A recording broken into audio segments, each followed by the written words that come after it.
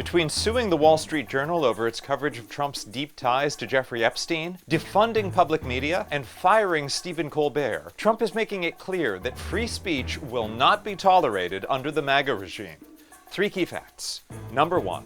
Trump's lawsuit against the Wall Street Journal is an attempt to silence any media coverage of Trump's well-documented ties to Epstein, and is part of a broader effort to stop outlets from reporting news Trump doesn't like. On July 17th, the Journal reported that Trump wrote a birthday letter to Epstein that included a lewd cartoon he drew and made reference to Trump and Epstein having, quote, certain things in common, and having secrets. There was nothing directly incriminating in the letter, it was just super cringe. But Trump is suing the Journal and its owner, Rupert Murdoch, for $10 billion. Trump claims he neither wrote the letter nor drew the cartoon. And as proof, he told this weird lie, quote, I don't draw pictures. But Trump famously does draw pictures and sells them for thousands of dollars. Being a mediocre artist turned politician is just one more way Trump is following in the footsteps of a certain German chancellor from the 1930s. Now, Trump has also filed frivolous lawsuits against CBS and ABC for news coverage he didn't like. And if you're wondering if this is all part of a strategy to limit the freedom of the press, you don't have to wonder. As usual, Trump said the quiet part out loud. In a post on Truth Social, Trump explicitly linked the Wall Street Journal suit to his recent suits against CBS and ABC, and threatened all other outlets, warning, quote, the press has to learn.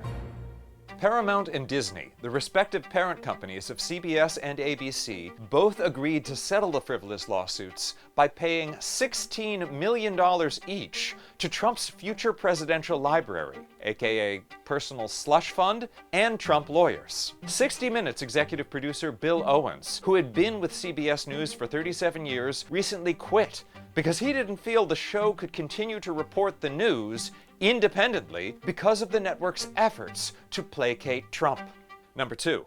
It sure looks like CBS fired Stephen Colbert to appease Trump. Colbert has been one of the most vocal and popular Trump critics. On July 16th, Colbert ran a scathing monologue about Trump and Epstein. For reasons that I legally cannot think of, Donald Trump seems desperate to stop us from knowing who Jeffrey Epstein's clients were. That night, CBS notified Colbert that they would end The Late Show when Colbert's contract is up in 2026, 6 months before the midterms. CBS claims firing Colbert was strictly a financial decision. But that's weird, given that The Late Show with Stephen Colbert is the top-rated late-night show. Trump had previously called for CBS to fire Colbert and appeared to take credit for the show's cancellation, posting, quote, I hope I played a major part in it. He also threatened late-night Jimmy's Kimmel and Fallon. Trump has had leverage over CBS because its parent company, Paramount, is merging with Skydance Media and needed sign-off from Trump's FCC, which is chaired, by the way, by one of the authors of Project 2025. Was CBS's $16 million payoff to Trump an effort to buy Trump's approval of the merger? This kind of complicated financial settlement with a sitting government official has a technical name in legal circles. It's big fat bribe. Guess what? 1 week after announcing Colbert's termination, and just 2 days after CBS's $16 million payment reportedly went through, Trump's FCC finally announced it was giving the deal the green light. And once the deal goes through, Trump claims he'll get $20 million worth of free pro-MAGA advertising from the merged company in return. Number 3.